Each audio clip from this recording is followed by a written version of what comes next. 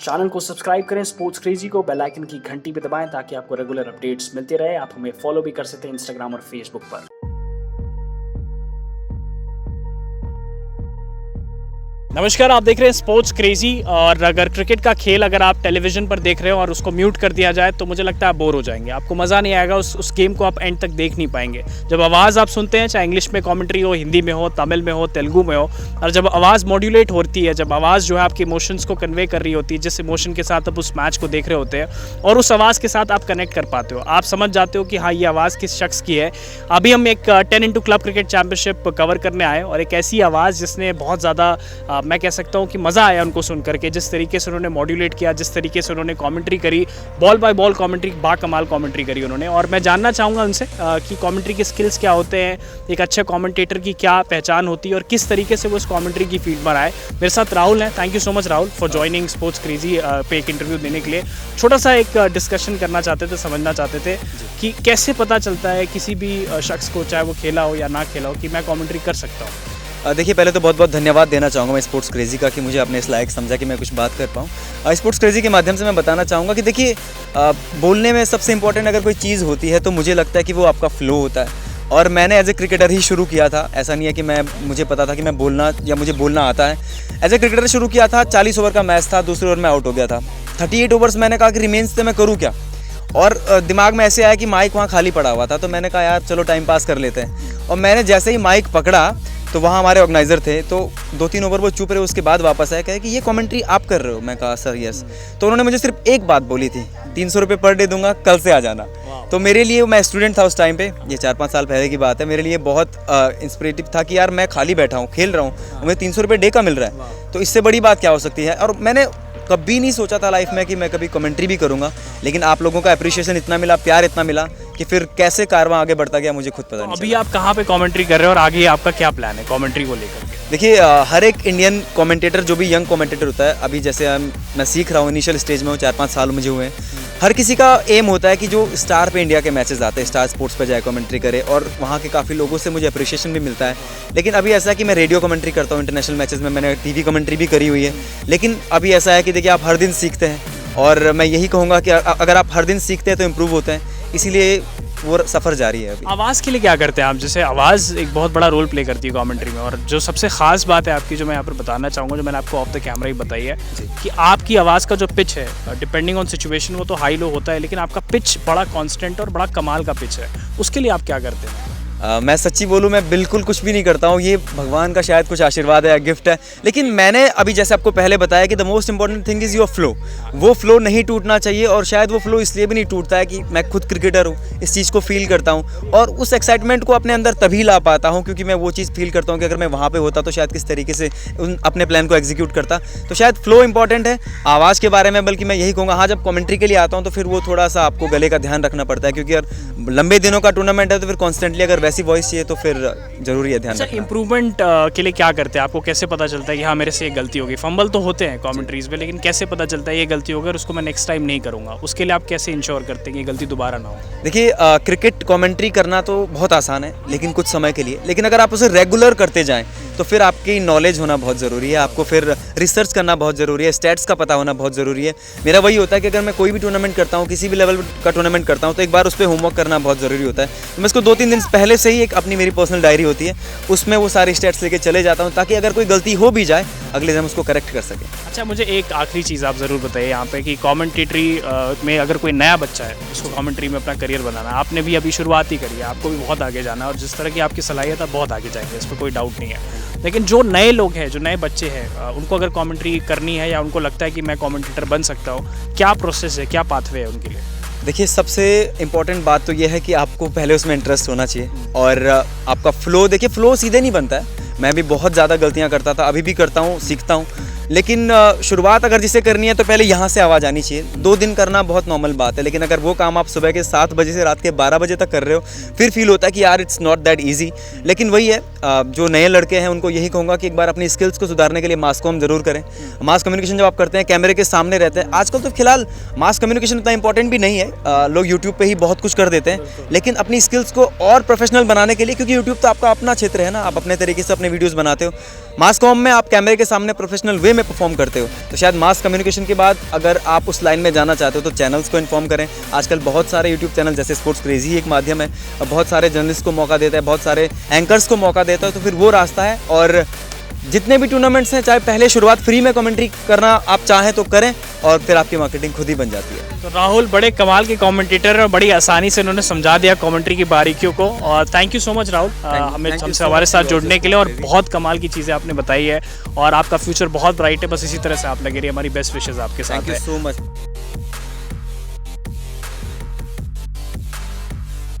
अब एक इवेंट जब होता है तो उसके पीछे बिहाइंड द सीन्स बहुत काम होता है। एक ऑर्गेनाइजिंग कमेटी जो होती है, जो मेंबर्स होते हैं, जो ऑर्गेनाइजेशन होती है, उसका अपना एक विजन होता है। उन सारी चीज़ों पर बात करने के लिए मेरे साथ दो शख्स मौजूद हैं। मेरे लेफ्ट साइड जो शख्स मौजूद है वो फाउंडर है 1x स्पोर्ट्स के, जिन्होंने उस इवेंट को कराया था।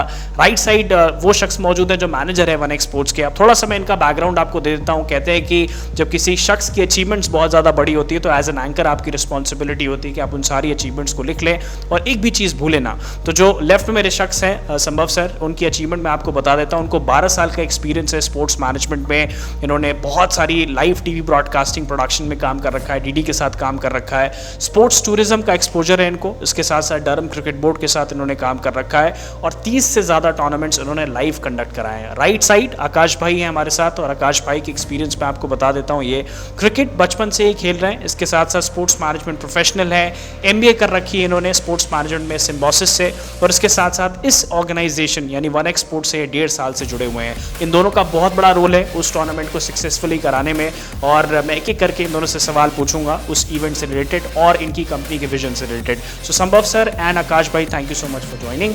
सबसे पहला सवाल आपसे मैं पूछूंगा, आपका एक्सपीरियंस कैसा रहा 10 इंटू क्लब क्रिकेट चैंपियनशिप जो आपने ऑर्गेनाइज किया, उस पूरे एक्सपीरियंस को कैसे आप सम अप करेंगे?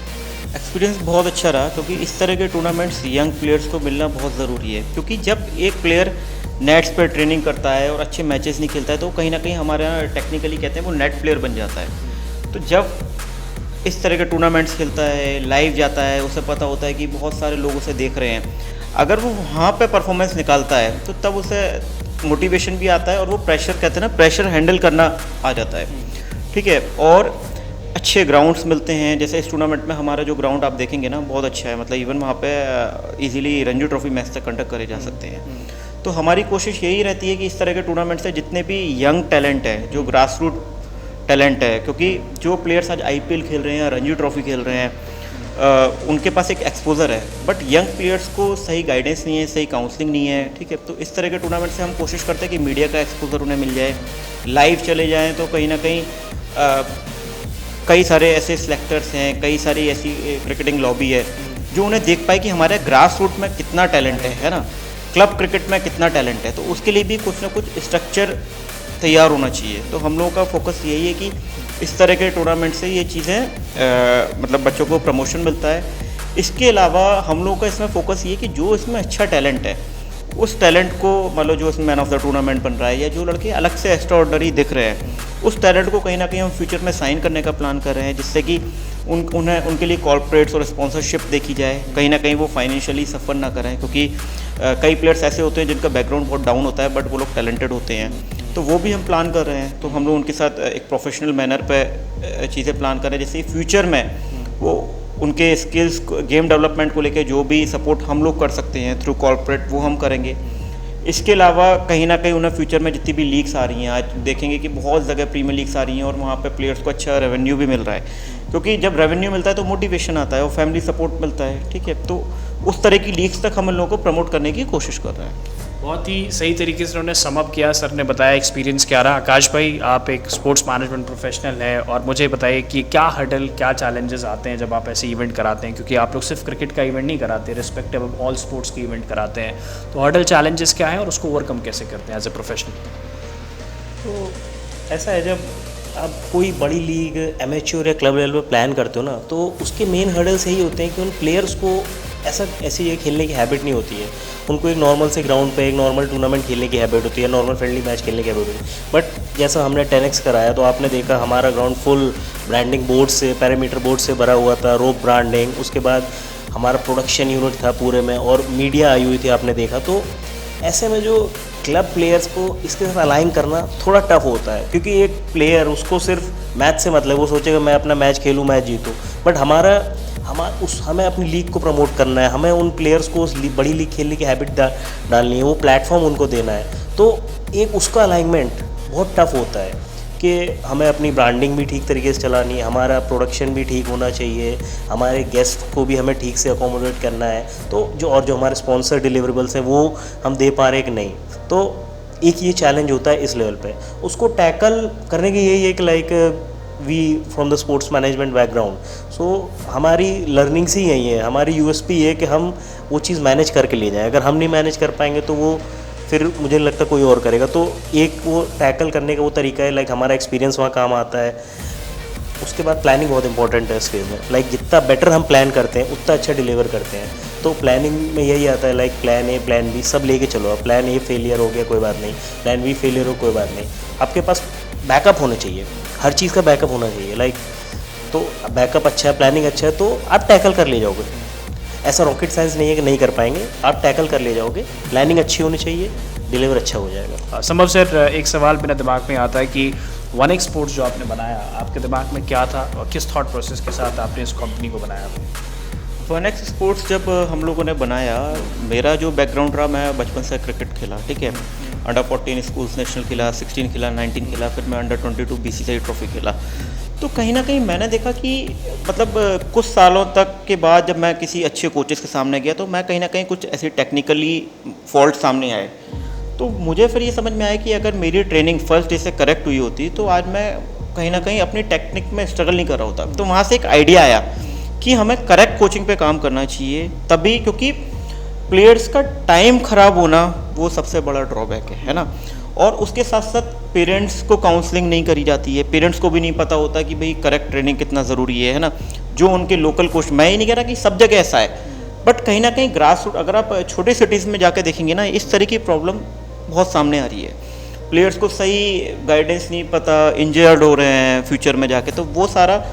तो मैंने 2009 में इसी कॉन्सेप्ट पे काम करना स्टार्ट करा, ठीक है। तो मैंने जितने भी क्वालिफाइड कोचेस थे BCCI के लेवल 2 लेवल 3, इसमें कुछ बड़े नाम रहे हैं ना, जैसे मिस्टर लालचंद राजपूत थे, तो वो हम कोचिंग में लेके आए, ठीक है। ऐसी जो भी लेवल 3 कोचेस रहे, इवन ECB के लेवल 3 कोचेस, तो उसके पीछे विज़न यही था कि अगर वो आके बच्चों को करेक्ट ट्रेनिंग करेंगे तो कहीं ना कहीं उन्हें एक्सपोजर भी मिलेगा। इसके साथ साथ वो कहीं ना कहीं टेक्निकली फॉल्ट नहीं करेंगे, मीडियम पेसर इंजर्ड नहीं होंगे, उन्हें पता होगा कौन सा शूज़ यूज़ करना है, किस विकेट पे खेलना है, कैसे अपनी। तो हमने इस विज़न के साथ हमने ग्रास रूट डेवलपमेंट का अपना पूरा फोकस करा, जिसमें हम हाई परफॉर्मेंस कैंप्स हम लोगों ने प्लान करे, ठीक है। इसके अलावा अगर हम लोग का एक सेगमेंट है स्पोर्ट्स मार्केटिंग, तो मुझे ऐसा लगता है कि आज के टाइम पे जितनी भी क्रिकेट BCCI हैंडल कर रहा है, अच्छा है, पूरा कॉर्पोरेट स्टाइल से दे आर मेंटेनिंग।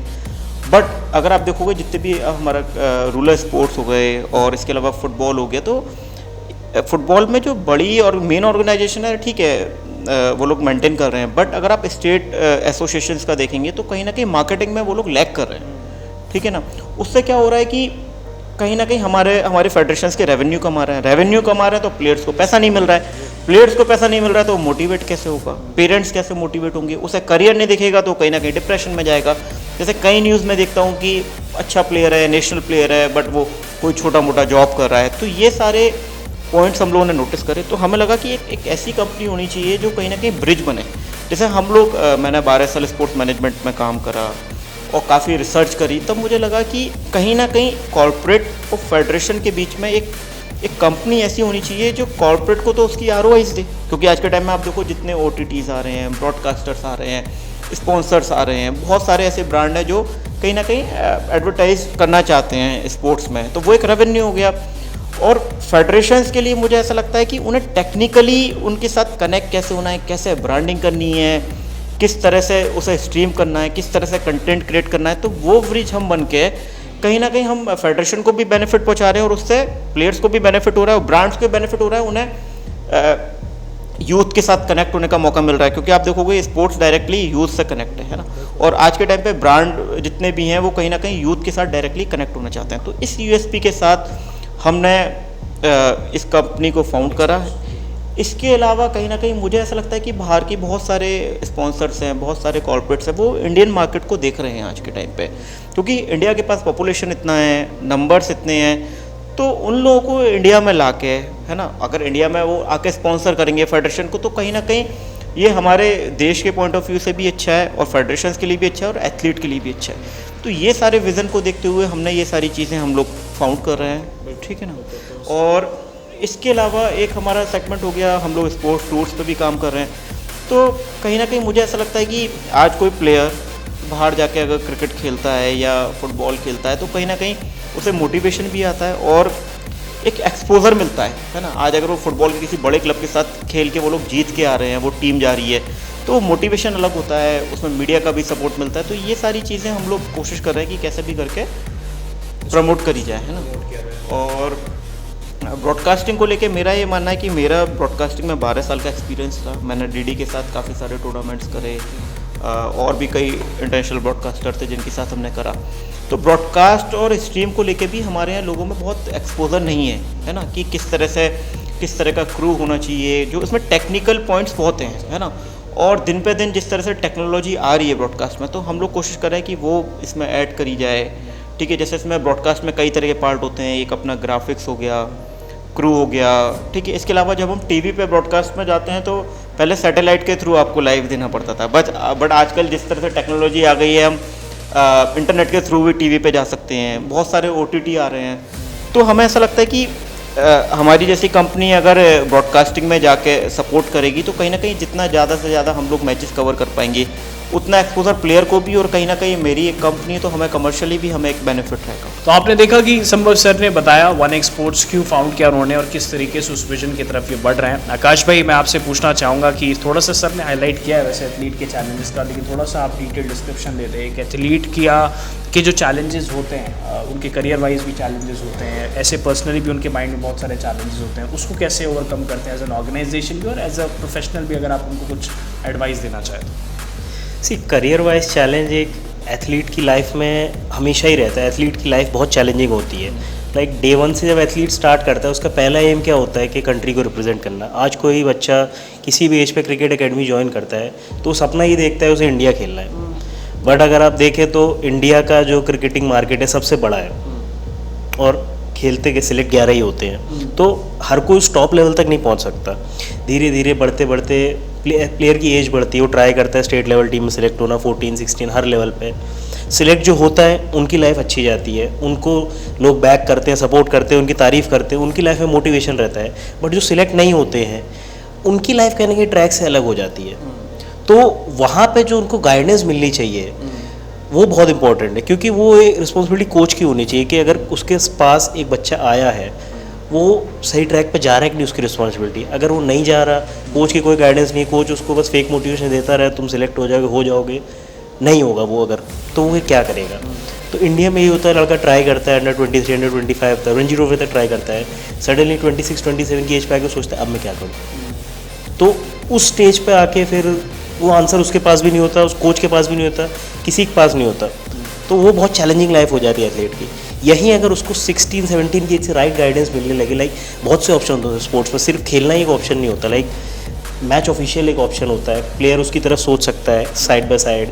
उसके बाद आज के टाइम में स्पोर्ट्स मैनेजमेंट की इंडस्ट्री बूम पे है इंडिया में, आने वाले टाइम में काफ़ी अच्छी होने वाली है, वो ऑप्शन होता है, स्पोर्ट्स बिजनेस का ऑप्शन होता है। तो वो एक जो काउंसलिंग है वो प्लेयर की और पेरेंट्स की दोनों की ज़रूरी है, क्योंकि आप 16-17 साल के बच्चे से कहोगे ना कि तेरा थोड़ा मुश्किल है खेलना, वो कहेगा नहीं, वो दूसरी जगह स्विच करने का सोचेगा, वो कभी उसके अंदर वो डाउट ही नहीं आएगा। वो डाउट उसके अंदर तभी आएगा जब उसके सारे रास्ते बंद हो जाएंगे, और जब सारे रास्ते बंद हो जाते हैं तब प्लेयर क्या करेगा।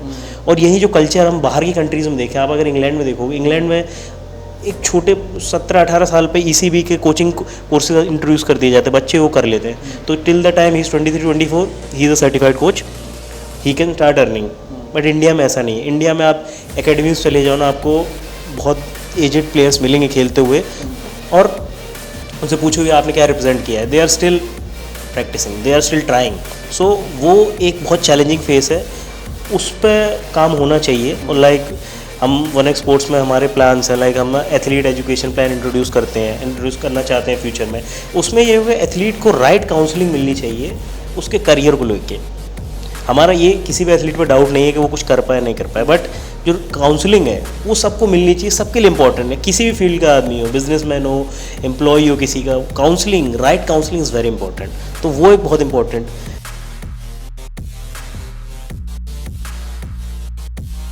सर पहले आप बताएं कैसा था आपका एक्सपीरियंस स्पोर्ट्स क्रेजी के साथ काम करने का? स्पोर्ट्स क्रेजी की टीम ने जितना हमें सहयोग करा है इस टूर्नामेंट में, मतलब उसकी तारीफ शब्दों में करना बहुत मुश्किल है मेरे लिए, है ना। इतनी गर्मी थी, उसके बावजूद स्पोर्ट्स क्रेजी की पूरी टीम ग्राउंड पे कैमरे के साथ प्लेयर्स के इंटरव्यूज़ कर रही है और कंटिन्यू हर तरह का सपोर्ट करा है स्पोर्ट्स क्रेजी ने। और सबसे अच्छी बात मुझे स्पोर्ट्स क्रेजी की यह लगी है कि कई सारे मीडिया प्लेटफॉर्म्स को मैं जानता हूँ, देखता हूँ, वो सिर्फ रणजी ट्रॉफी कवर कर रहे हैं, IPL कवर कर रहे हैं, जितनी भी टॉप स्पोर्टिंग एक्टिविटीज़ हैं। बट हमारे इंडिया में देखेंगे grass root market, amateur sports का मार्केट इतना बड़ा है जो अनटैप्ड है। तो स्पोर्ट्स क्रेजी अमेचर स्पोर्ट्स को प्रमोट कर रही है, जो कहीं ना कहीं बहुत ज़रूरी है, क्योंकि ये अमेचर स्पोर्ट्स हमारा फ्यूचर है। अगर बचपन से इन्हें सही गाइडेंस नहीं मिलेगी, सही मीडिया एक्सपोजर नहीं मिलेगा, तो ये कैसे प्रमोट होंगे। तो मुझे ऐसा लगता है कि स्पोर्ट्स क्रेजी के बिना इस टूर्नामेंट को सफल बनाना हमारे लिए तो नामुमकिन जैसा था। राहुल सर, स्पोर्ट्स क्रेजी की इन्होंने बात करी, तो पहले तो आप हमारे व्यूअर्स को स्पोर्ट्स क्रेजी के विजन के बारे में बता दें और आपका एक्सपीरियंस कैसा रहा as a founder 1x sports के साथ काम करने का। So thank you Ankit. I think जिस वजह से टूर्नामेंट ऑर्गेनाइज हुआ और जिस तरीके से वो कवर किया, चाहे 1x की टीम थी, चाहे स्पोर्ट्स क्रेजी की टीम थी, दोनों टीमों ने एक साथ बहुत हैंड इन हैंड वर्कआउट किया, जो एक बहुत काबिल तारीफ़ है। बिकॉज बहुत शॉर्ट नोटिस पे बहुत जल्दी इस टूर्नामेंट को ऑर्गेनाइज किया गया और एक अच्छा सक्सेसफुल टूर्नामेंट हुआ और बहुत ही प्रोफेशनल तरीके से। चाहे अगर हम ग्राउंड की क्वालिटी करें, चाहे जिस वजह से प्लेयर्स का ध्यान रखा गया वहाँ पे, इवन जितने भी प्लेयर्स वहाँ पे पार्टिसिपेट किए थे, एक बहुत ही प्रोफेशनल तरीके से किया था। और ये मैं कह सकता हूँ कि एक ये छोटे लेवल का IPL सॉर्ट ऑफ पूरा इवेंट था, जो 1x ने बहुत अच्छे से किया। जहाँ तक बात है स्पोर्ट्स क्रेजी की, स्पोर्ट्स क्रेजी का जो मेन मकसद था वो है कि इस टाइप के जो एमेच्योर टूर्नामेंट हो रहे हैं, एमेच्योर इवेंट्स हो रहे हैं, बिकॉज जैसा अभी संभव जी ने भी बताया कि यही ऐसे इवेंट्स हैं जो फ्यूचर में हमें अच्छे प्लेयर्स देंगे। बिकॉज अगर प्लेयर्स को सक्सेस नहीं मिलेगी, प्लेयर्स को प्लेटफॉर्म नहीं मिलेगा, प्लेयर्स को विजिबिलिटी नहीं मिलेगी, तो उनके अंदर की जो एक एनर्जी है, जो एक कहते हैं ना, जो किलर इंस्टिंक्ट है कि मुझे आगे बढ़ना, अच्छा प्लेयर बनना है, इंडिया को रिप्रेजेंट करना है और अच्छा और पॉजिटिव गेम खेलना, तो वो चीज़ें नहीं आएगी। तो इस लेवल से जब बच्चे उठेंगे और उनको एक्सपोजर मिलेगा, चीज़ें होंगी, मीडिया एक्सपोजर मिलेगा, उनके इंटरव्यूज़ आएंगे एंड एक पूरे प्रोफेशनल एनवायरनमेंट में खेलेंगे, तो वो छोटे लेवल से क्रिकेट उठेगा या और भी कोई स्पोर्ट्स है वो भी उठेगा और उससे हमें अच्छी ब्रीड ऑफ प्लेयर्स मिलेंगे, जो बहुत बहुत इंपॉर्टेंट है। इसका बहुत अच्छा एग्जांपल IPL है, क्योंकि IPL आने से रणजी के भी प्लेयर्स उठ रहे हैं, डिफरेंट क्लब से भी बच्चे उठाए जा रहे हैं जो इंडिया में आके खेलें एंड उनको इंटरनेशनल प्लेयर के साथ एक्सपोजर मिल रहा है। और अगर आप देखोगे उसकी वजह से कितने लोगों को करियर अपॉर्चुनिटीज़ मिल रही है, ब्रांड एंडोर्समेंट्स मिल रहे हैं, जो एक पूरे इकोसिस्टम को सपोर्ट करता है। तो ये बहुत बहुत इंपॉर्टेंट है मेरे हिसाब से। और उम्मीद करता हूँ जो व्यूवर्स इसको देख रहे थे उनको काफ़ी कुछ इंटरेस्टिंग चीज़ें विजन के बारे में पता चली होगी, और जो एक डिटेल डिस्कशन हमने करा उसमें आपको काफ़ी इन्फॉर्मेटिव इन्फॉर्मेशन दी इन्होंने, चाहे आकाश भाई हो चाहे संभव भाई हो। तो देखिएगा उस वीडियो को और हमारे चैनल को सब्सक्राइब करना ना भूलिएगा, क्योंकि ये तो सिर्फ एक शुरुआत है 10x क्लब क्रिकेट चैंपियनशिप की। ऐसे बहुत सारे इवेंट पाइपलाइन में हैं जिसको हम ऑर्गेनाइज करने वाले हैं। थैंक यू फॉर वॉचिंग और चैनल को सब्सक्राइब करना मत भूलिएगा।